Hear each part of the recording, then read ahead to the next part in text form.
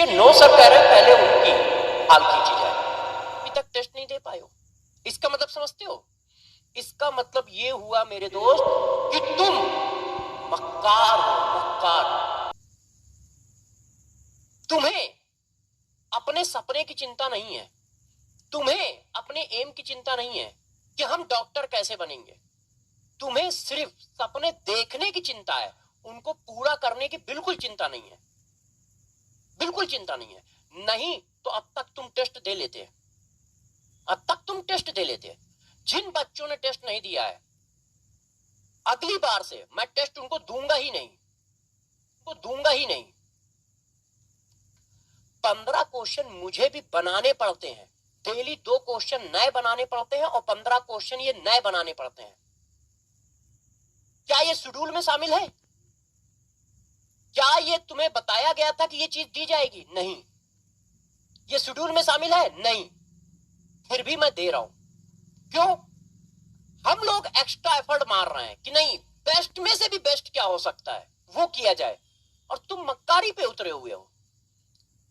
और यदि तुम मक्कारी पे उतरे हुए हो तो हमें वो नहीं चाहिए जो बच्चे सिर्फ बैच ज्वाइन करने को ये मान के बैठते हैं कि हमने बैच ज्वाइन कर लिया इसका मतलब हमारा एमबीबीएस हो जाएगा।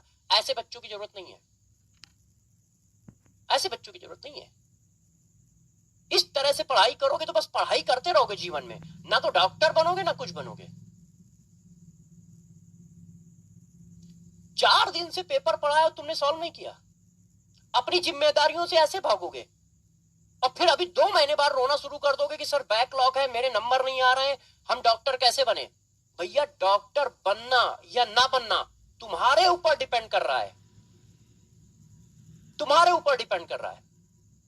और तुम अपनी गलतियों को पहचानोगे नहीं, वो किस पे डालोगे? वो तुम ऐसे डालोगे, अरे क्या हुआ ना सर, वो पिछले महीने जो है ना पापा की तबीयत खराब हो गई थी तो मेरा 1 हफ्ता उनको देख रेख में चला गया। और पिछले महीने ना सर मामा के लड़की की शादी थी तो 1 हफ्ता मेरा उसमें चला गया था, इसलिए हम डॉक्टर नहीं बने, इसलिए हम डॉक्टर नहीं बन पाए, नीट क्लियर नहीं कर पाए। तो बेटा तुम पूरी जिंदगी में नहीं क्लियर कर पाओगे। कोई एक ऐसा साल बता दो जिस साल इस तरह की चीजें ना होती हूं। और तुम्हारे साथ छोड़ो, हर लड़के के साथ होती है, हर लड़के के साथ होती है। कोई एक साल ऐसा बता दो, कोई एक साल ऐसा नहीं होगा जिस साल तुम बीमार ना पड़ो या घर में कोई बीमार ना पड़े या किसी की शादी ना हो या कोई और प्रॉब्लम ना आए। आएंगी, आएंगी। तुम क्या करते हो? उन प्रॉब्लम को ढाल बना के खड़े हो जाते हो। क्यों? क्योंकि तुम्हें पढ़ने लिखने से इतना मतलब नहीं है, तुम्हें ढाल चाहिए कि जब हमारा नहीं होगा तो हम ढाल कैसे बनाएंगे, हम बचेंगे कैसे, पापा के जूतों से कैसे बचेंगे, मम्मी के बेलन से कैसे बचेंगे, भाई के तानों से कैसे बचेंगे, बहन के तानों से कैसे बचेंगे, और मोहल्ले वालों के तानों से कैसे बचेंगे, और सर की डांट से कैसे बचेंगे। तो उसके लिए एक ढाल बना ली। वो सर वो 15 दिन में बीमार हो गया था ना, इसकी वजह से मेरा नीट क्लियर नहीं हुआ। वो सर वो 15 दिन ना मेरे भाई की शादी थी, इसकी वजह से मेरा नीट क्लियर नहीं हुआ। और यही बहाने पूरी सोसाइटी में मारते रहोगे, घर से लेके बाहर तक यही बहाने मारते रहोगे। इससे नुकसान किसका होगा जरा बताना? तुम नीट नहीं क्लियर कर पाए, इससे मेरा क्या नुकसान होगा?